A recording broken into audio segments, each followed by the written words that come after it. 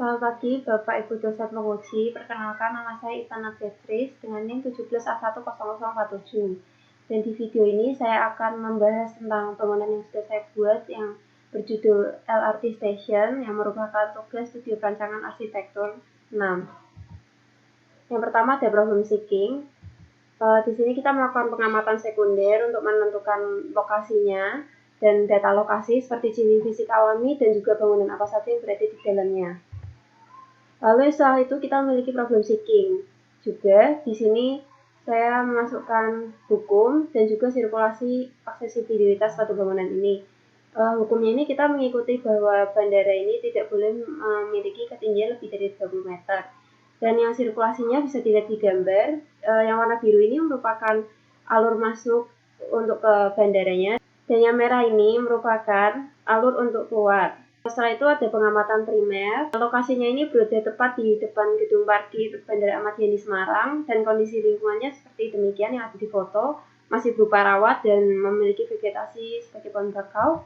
Lalu ini analisis tapak. Salah satu analisis tapaknya ini ada analisis pengguna. Di sini kita memasukkan zonasi ruang yang seperti demikian. Dan lalu ada zoning makro, yaitu di sini kita bisa melihat stasiun LRT, gedung parkir bandara dan juga gedung bandaranya sendiri.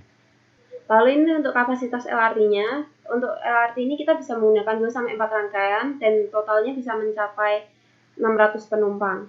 Lalu ini merupakan perkiraan jumlah penumpang LRT-nya. Untuk kapasitasnya sudah kita hitung dan dihasilkan kita membutuhkan 2 rangkaian dan di setiap rangkaiannya terdapat 2 gerbong. Dan di sini juga terdapat perhitungan luasannya. Lalu ini untuk problem solving-nya. Yang pertama, untuk struktur saya menggunakan struktur kabel dengan sistem seperti demikian. Lalu yang kedua saya menggunakan struktur space frame. Lalu saya menggunakan struktur folded plate. Dan ini merupakan konsep bangunannya yang diambil dari analogi ombak dan dihasilkan bentuk seperti demikian. Lalu ini untuk schematic desainnya, ini ada denah, tampak, perspektif, dan potongan untuk strukturnya. Lalu ini pengembangan perencanaan. Di sini terlihat site plan. Dari site plan ini kita bisa melihat untuk saluran-saluran listrik, air, dan utilitas bangunannya, serta sirkulasi yang ada pada bangunan ini. Ini untuk situasinya bisa terlihat 3 perbedaan atap yang digunakan. Lalu ini untuk denah lantai satunya, bisa terlihat bagaimana perletakan kolom struktur, bagaimana sirkulasi manusia pada bangunan ini. Sirkulasinya ini digambarkan dengan garis berwarna kuning. Lalu ini merupakan denah lantai 2-nya. Pada lantai ini merupakan lantai utama yang bisa diakses oleh baik dari orang yang berasal dari lantai 1 maupun orang yang berasal dari bandara yang melalui jembatan penyeberangan. Dan di lantai ini kita bisa lihat sirkulasinya juga seperti yang ada pada garis kuning yang ada. Lalu ini merupakan denah lantai 3-nya. Di sini kita juga bisa melihat sirkulasi yang ada, bagaimana dari orang ke ruang tunggu lalu menuju ke peron. Lalu ini untuk tampak depannya bisa kita lihat dan jenis-jenis material yang digunakan. Lalu ini untuk tampak sampingnya, tampak belakang, tampak samping yang sebelah sisi satunya. Lalu ini untuk potongannya bisa kita lihat strukturnya di sini. Di sini struktur yang terpotong ini merupakan struktur rangka space frame dan di sini terlihat bahwa fondasi yang digunakan merupakan fondasi 4-5. Dan ini merupakan potongan yang satunya.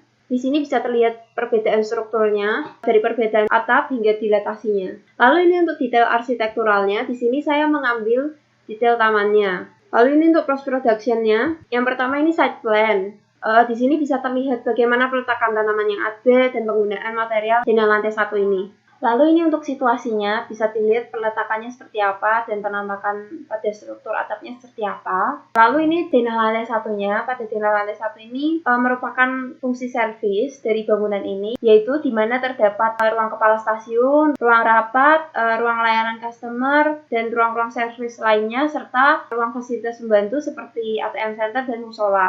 Lalu yang selanjutnya ini denah lantai 2. Di sini terdapat fasilitas-fasilitas penunjang untuk seperti beli tiket dan yang lain sebagainya, dan juga terdapat beberapa kios untuk memenuhi kebutuhan pengunjung yang ada. Dan ini merupakan akses untuk menuju ke lantai 3 yang mana merupakan peletakan dari peron itu sendiri. Dan di sini terlihat bahwa dipisahkan antara sirkulasi yang memiliki tiket dan tidak, karena kita di sini memiliki sistem tap kartu mandiri. Lalu yang selanjutnya ini adalah denah lantai 3. Setelah tadi penumpang bisa tap kartu, lalu bisa naik ke lantai 3 dan bisa menunggu di ruang tunggu. Di sini juga disediakan kios, bisa tap kartu lalu memasuki lantai 2. Lalu ini untuk tampaknya sendiri, di sini menggunakan detail secondary skin berupa ACP dan juga juga menggunakan kaca tempered. Ini juga merupakan tampak sampingnya. Dari sini bisa terlihat jembatan penyeberangan yang ada dan juga bagaimana perletakan antara peron dan juga bangunan.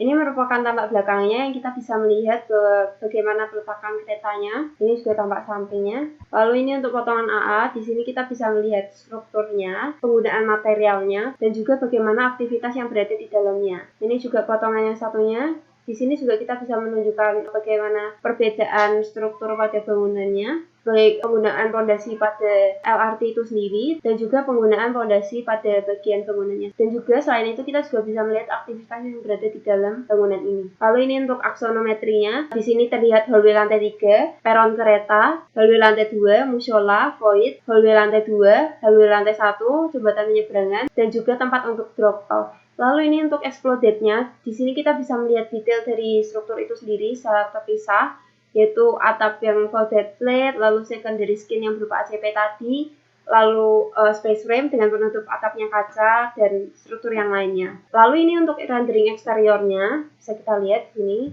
dan ini juga render eksteriornya. Lalu ini untuk interiornya, terlihat di sini bagaimana tab kartunya dan kios-kios yang ada.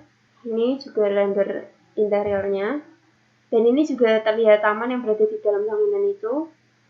Dan juga gambar yang bawah merupakan gambar yang berada di lantai 2. Sekian presentasi dari saya mengucapkan terima kasih untuk Bapak Ibu dosen penguji. Dan juga setelah ini saya melampirkan video untuk rendering. Terima kasih atas perhatiannya.